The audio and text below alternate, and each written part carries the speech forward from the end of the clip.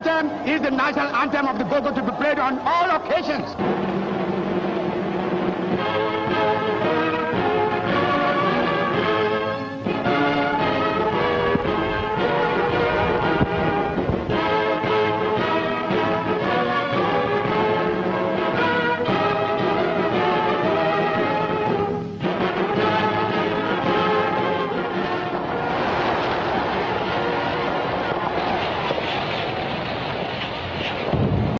I'm here to give you updates of the 68th Independence Day celebration in Ghana. If this is your first time of watching me, welcome to Success One TV. Don't forget to subscribe, don't forget to like and share. Comment as well. If you have any suggestions, you can comment. We'll read and give a reply. Just stay tuned and watch the review. This is how the president has addressed the nation during the Independence Day celebration. His Excellency John Dramani Mahama, his first time of hosting Independence Day, which is the 6th March after elected into power again as a president. Let's listen to the address. Let's pay attention and listen to what the plans he have for Ghana towards the years ahead of him as a president. Stay tuned and listen carefully. Be seated. Thank you. Your Excellency, the Vice President of the Republic of Ghana, Professor Jane Nana Opoku-Agyeman, the Right Honorable Speaker of Parliament, Your Ladyship, the Chief Justice, Your Excellency, Chairman of the Council of State and members of the Council of State, Your Excellency, President John Agyekum Kufuor, former President of the Republic of Ghana, Your Excellency, President Nana Addo Dankwa Akufo-Addo, former President of the Republic of Ghana, and our special guest, Your Excellency, President Jakaya Kikwete, former President of the United Republic of Tanzania, Ministers of State, Honorable Members of Parliament, Nime, Name, our traditional rulers, religious leaders, our service chiefs, our troops, school children, distinguished guests, ladies and gentlemen, friends of the media, and good people of Ghana. I wish you all a happy independence anniversary. 10 years ago, during the 58th independence anniversary, we implemented reforms to the annual Independence Day parade.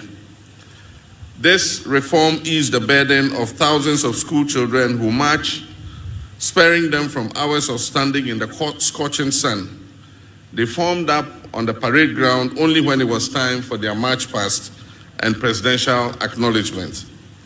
A few years ago, the previous administration also implemented reforms, deciding to rotate the hosting of Independence Day celebrations among the regions of our country. This initiative was intended to bring the celebration closer to all our people. Unfortunately, this year we are constrained not only to interrupt the celebrations rotation amongst the regions, but also to hold it on a scaled-down version here at the forecourt of the presidency instead of the traditional Black Star Square. This is necessary considering the economic crisis our nation is currently experiencing. Large-scale celebrations often come with significant logistical, security, and infrastructure costs, which strain the national budget. By reducing the scale of the event, we wish to demonstrate a commitment to fiscal responsibility and the efficient use of our limited resources. Fiscal prudence has become imperative for navigating the severe economic crisis that has recently confronted our country. The state spent 15 million Ghana cedis on last year's celebration in Koforidua and spent 13.7 million cedis on the previous year's celebration in Ho in the Volta region. This year, we received estimates of at least 20 million Ghana cedis for holding the event at the Independence Square on the same scale as the previous years. In a year when we're calling on all to sacrifice, including workers who have graciously accepted a base pay adjustment far below the rate of inflation, it is unconscionable to spend that kind of money on a few hours of celebration. Today's event would save us 95% of the estimated cost of the event. Nonetheless, this scaled-down celebration does not diminish the importance and significance of this occasion in any way. Ghana's independence is the single most important event in our history, as it sets out us on the path of nationhood. It is even more significant because it lit the flame of independence in sub-Saharan Africa by inspiring other countries yoked to colonial exploitation to seek independence and self-determination. This day must therefore always be commemorated, but when reality calls for a different approach, we must heed it and act accordingly. Moreover, hosting the celebration here at the presidency preserves the symbolic essence of Independence Day while demystifying the seats of government. Fellow compatriots, Independence Day celebrations serve as an opportunity for us to remember our nation's struggle for freedom and to honor the sacrifices of our forebears who led that struggle for self-rule. It reinforces our national identity, our unity and patriotism, while offering a moment for reflection on our progress and the challenges ahead. It presents an opportunity for us to recount our history, picking the lessons it teaches and thereby forging a new path for progress and development. Osajifo Dr. Kwame Nkrumah, the founder of our nation, envisioned an industrialized, self-reliant Ghana, whose citizens have the highest standard of economic life and the greatest sense of self-esteem rooted in patriotism and Pan-African unity. But on February 24, 1966, a joint military and police coup d'etat shattered that dream, plunging Ghana into decades of instability and military takeovers. The verdict of history is now loud and clear. Declassified documents from the United States archives reveal that this was a coup inspired and engineered by the CIA. This remains the most regrettable and darkest moment in our nation's history. That moment sparked a series of historical events that have set us back and significantly delayed our attainment of the objectives of nationhood. We have had moments of triumph and moments of anguish. We have now blossomed into a fully fledged democracy with a healthy culture of peaceful power transfers. We must, however, remind ourselves that democratic participation transcends just the act of voting. It is fundamentally about accountability and the security needed to demand it. It is about safeguarding the people's freedoms and rights and fulfilling the promises of socio-economic prosperity enshrined in our founding document. Our history is complex, marked by struggle, resilience, and renewal. But through it all, one truth stands firm. The unbreakable will of the Ghanaian people has ensured that no matter the twists and turns, our democratic spirit endures and our destiny remains in our own hands. While we reflect on our journey, we must also review our standing today. We must assess our economic outlook, education and human resource development, natural resource management, national security, and our governance arrangements. It is essential for us to conduct a thorough review of our healthcare system, agriculture and food security, infrastructure and urban development, and the role of science, technology, and innovation. In this era of green transition, we must recognize our unique circumstance, that is a nation rich in natural resources, yet vulnerable to climate change, and we must chart a path that balances sustainability with economic growth. 18 years ago, as we marked our Golden Jubilee, 50 years of independence, we celebrated offshore gas and oil and gas discovery. It was a moment of great optimism, promising a new era of economic transformation and attracting significant investments into Ghana's petroleum sector. However, in recent years, poor choices have stunted our prospects and left us reeling from serious challenges. This stark reality, far from dampening our spirits, must spur us on to strive for rapid development. For if our forebears, armed with far less, did not permit their backs to be broken by a repressive and exploitative colonial administration representing an imperial power, how can we, their progenies, armed with far more, despair in the face of these challenges? Rather than perpetually decrying our failures, every anniversary of our independence must present an opportunity for us to account for the legacy we are building for our next generation. We of this generation are merely custodians of this country and resources. They are entrusted to us to manage them wisely today for the generation of tomorrow. These independence anniversaries must therefore be a moment of reflection, not on what we have done for ourselves, but on how well we have stewarded national assets for those we will hand them over to in the future. Our story cannot be one of missed opportunities. It must be one of continued effort to achieve far more than we can boast of now. Posterity will not accept our failures or take them kindly.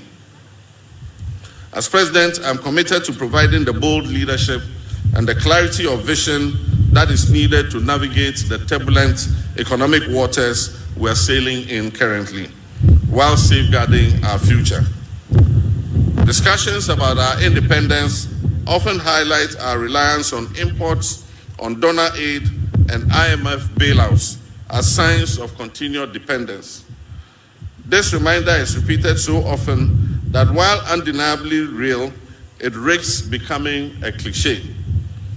Yet the entire efficacy of this reminder lies not in just repeating it, but in our willingness to take decisive action. Actions that will break the chain of dependency, not just the empty rhetoric of an Africa that is beyond aid. Proclaiming self-reliance while marching straight back to the donors, into the hands of the donor agencies, begging bowl in hand, is really meaningless. To break this cycle of dependence and reset our economy, my administration is formulating policies based on fiscal discipline and living within our means.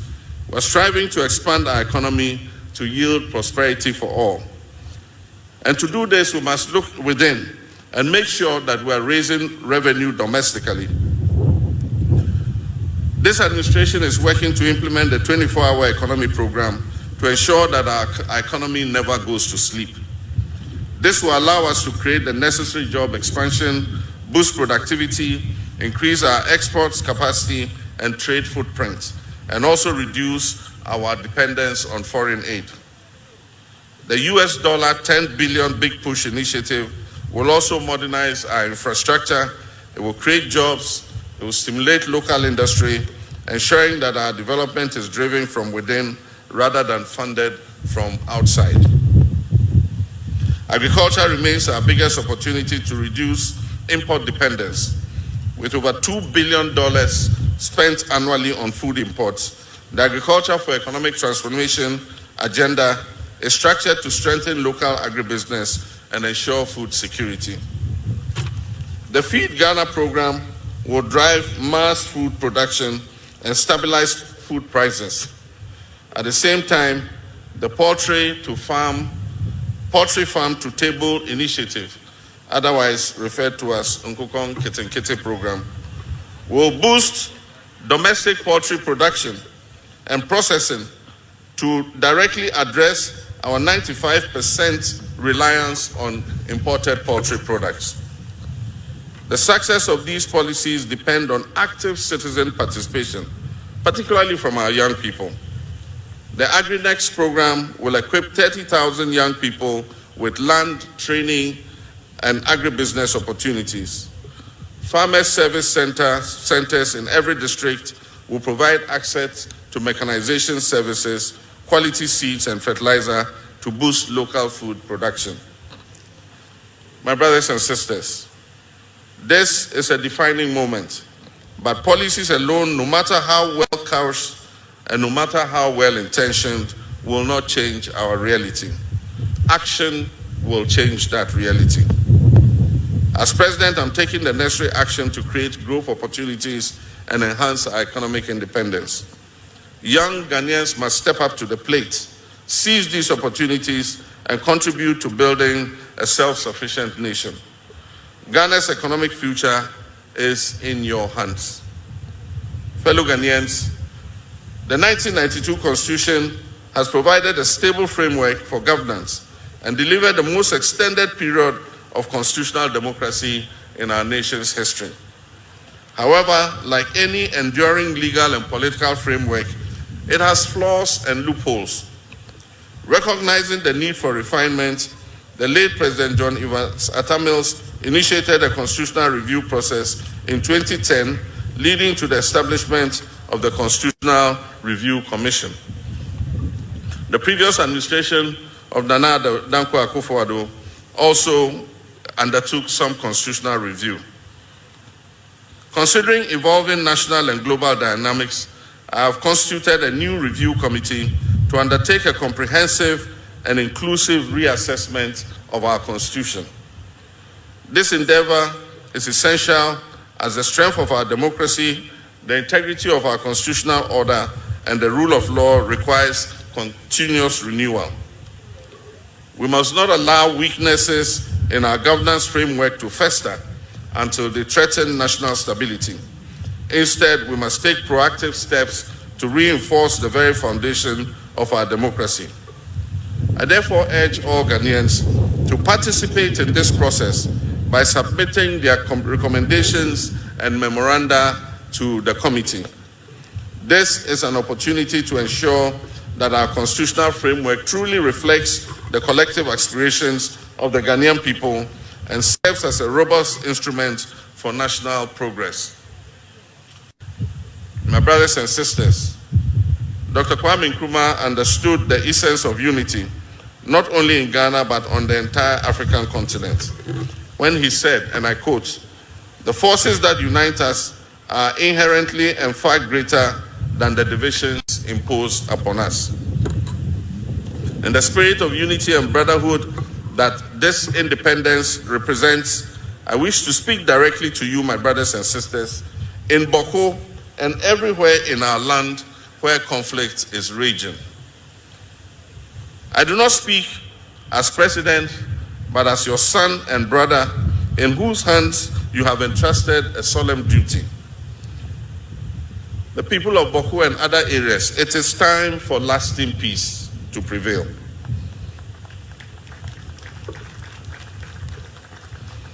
Our children deserve to inherit a peaceful land where their dreams are nurtured, not where their nightmares are relived. They deserve to inherit a land where our markets are bustling with trade, not tension and conflict. They deserve to inherit schools that echo with learning and not melancholy. Let us not be swayed by division, mistrust, and the weight of past injuries. Let us give renewal of friendship a chance. Let us give peace a chance. This is not an invitation to simply forget the past. Far from it. It is an invitation to live above it. Fellow countrymen and women, 2 years from now, our dear nation Ghana will celebrate its 70th anniversary of independence. This is our moment in history. We have endured trials, we faced challenges, and carried the burden of our struggles, but we have never given up. Through every storm and shadow, we have kept the flame of hope alive. And now at this critical juncture, we must rise with courage, determination, and unwavering belief that a brighter future is just within our grasp. Let us reflect on the great movements that have transformed the world, the movements that have liberated us from the bonds of colonialism, and the voices that shaped our path to democratic rule. Before these, people thought it was impossible. It is not impossible for us to create a better life for our people. It was ordinary people, workers, dreamers, farmers, students, the young and the old, who refused to accept the way things were. They marched, they spoke out, they struggled, and eventually they prevailed. From African liberation movements to the fight for civil rights, from the pursuit of democracy to the battle against poverty and inequality, one lesson stands clear. When people unite with a common purpose, nothing can stand in their way. As I said before Parliament, we shall live the dreams of our forebears in our lifetime. This is not just a promise, it is a call to action.